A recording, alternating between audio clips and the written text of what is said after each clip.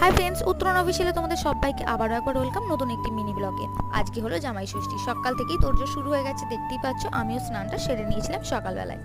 এদিকে দেখো মা ফ্রিজ থেকে সব রকম মাছগুলো বের করে নিয়েছে, প্রায় 3-4 রকম মাছ হবে আজকে। তো দেখতেই পাচ্ছ মাছগুলো।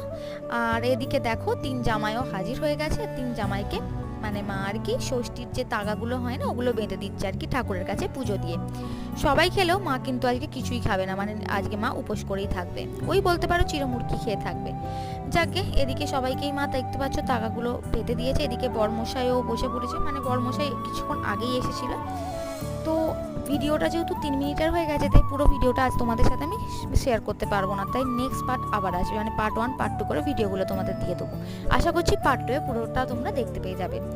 তো ওই জন্য বললাম যে আমার চ্যানেলটা অবশ্যই সাবস্ক্রাইব করে রেখো পরের ভিডিওগুলো দেখার জন্য, কারণ পরের ভিডিওগুলো দারুণ দারুণ আসছে।